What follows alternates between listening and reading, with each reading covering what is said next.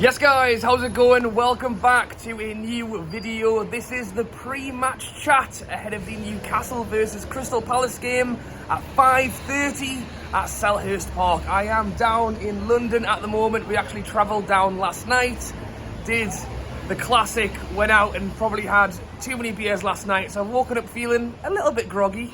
We've just had a lovely breakfast, a cup of tea, and I'm just preparing myself to go out and watch the early game, Liverpool-Chelsea, and basically get on the pints until we head down to Selhurst Park. Cannot wait. I did my video yesterday and said I don't have the greatest record personally at Selhurst Park. Hopefully we can change that today. And it has been a while since I've been on and done one of these pre-match chats, but I thought, you know what, the sun's shining and there's been quite a bit of exciting news coming out this morning for Newcastle United, which I thought was worth talking about before we get up to the game. If you want to see my full preview of the game, I posted that on the channel yesterday, where I go through all the lineups, all of the predictions. This is going to be a bit more of a quick fire.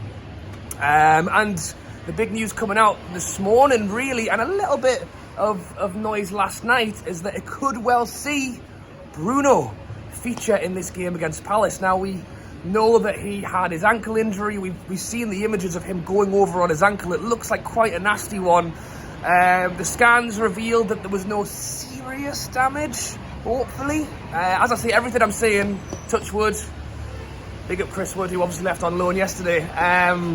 Touch wood that Bruno will be okay, but the scans have shown that he could well be all right, and quite a few images and reports that he could well feature as an ambulance goes by. This is what happens when you come out and record in London. It's a very, very busy place. But yes, images have been revealed that Bruno has seemingly travelled with the squad today for the game against Crystal Palace. Now, let's be honest, you play your best players. If Bruno is fit and able to play, he's on the pitch for me. He really is. Now, it's a funny one with a twisted ankle, because if there's no ligament damage, then really it's bruising and swelling. You know, if he wanted to play, we could strap it up. We could get him on that pitch, but do you want him to go out and risk that when we've got two semi-final games in the Carabao Cup coming up? You know, that was pretty much what most people expected, would be that he would not feature this weekend, but we would hopefully have him back in time for the two Southampton games. I even said, at the very least, I was hoping he would be back in time should we get to Wembley. So to see the images of him running for the team bus, and then loads of reports coming out that he has in fact travelled with the side, I think he will be in the squad. I think it looks, my prediction would be that he would be on the bench. The last thing Eddie Howe wants to do is play him in this game, aggravate the injury, and then all of a sudden, these semi-final games that we've got coming up, and then Bruno can potentially not feature. So for me, it would be to take him. If we are hopefully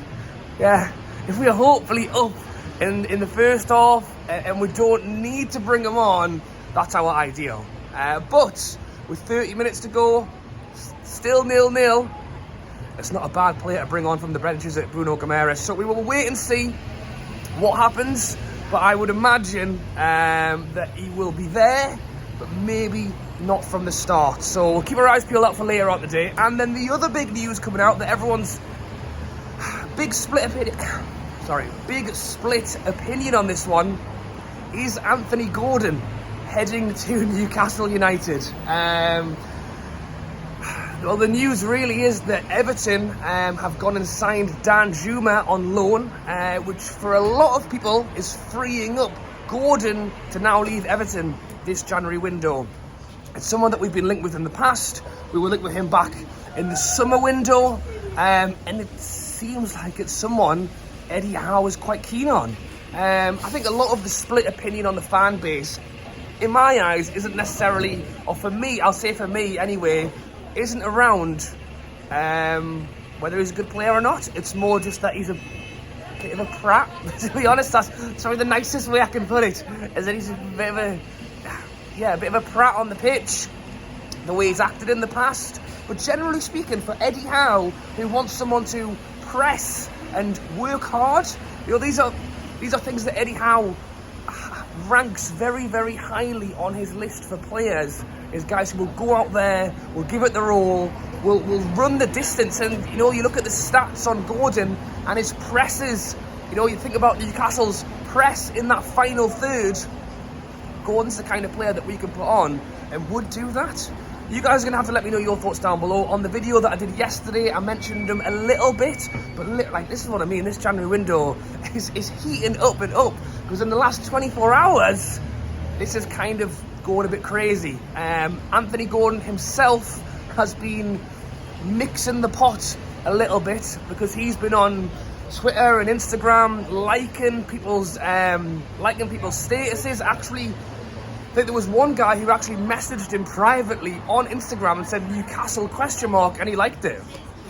It was similar with the James Maddison one, where I don't think Leicester want to let him go, but James Maddison isn't hiding that he wants to leave. And let's be honest, if I was Anthony Gordon, I would want to be leaving Everton as well. They're in an absolute state down at the bottom of the league, and you've got Newcastle fighting for a top 4 spot. So I'll be not surprised at all to see that he wants to go. I think a lot of people are just questioning, is it the right move for Newcastle, and is it the transfer we should be making? You've got to think, and how much is it going to cost? He was getting valued at 60 million in the summer. God hopes we're not paying that this January window. It's obviously supply and demand. At the time, Chelsea were desperate for players. 60 million, is what Everton thought they could get for him, and in the end decided to leave it all together. For us, how much would you pay? 20 million? 20, 30, possibly? But even then, you're talking numbers where you think, could we not go out and invest that somewhere else? It's a funny one, because I understand why some fans are getting a little bit like, I would not want him. You've got to think, if what you don't like about him isn't necessarily his skill, and it's more personality and traits, is there a better manager to work with? I mean, Eddie Howe is going to bring the best out of this guy, and that, I think, ability-wise, is a decent player. He is a decent player, and Eddie Howe will make him better. And what Eddie Howe wants, like I've said, Eddie Howe wants someone who will press and attack the ball, and we will have to wait and see what comes out with that one. But yeah, this January window is heating up a lot. Everyone's getting quite excited, and as I've said, I'm very excited for the match later on today as well. I did my prediction yesterday. I think I went 1-0. Did I? I can't even remember now. I think I went 1-0 Newcastle. I think it'll be tough. I think it'll be tight. As I've mentioned, I've been down to Selhurst Park a fair few times now, and I'm still yet to see us win. So I'm really hoping to change that today. We're a different side.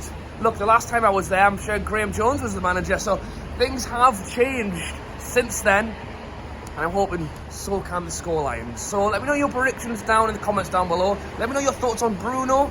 Could we see him in today's squad? Could we see him in that starting 11? And yeah, the full vlog and everything will be out later on today, and hopefully I'll be cheering at the end of it. Alright guys, enjoy your weekend, enjoy your Saturday. Fingers crossed for later on, and I'll catch you later.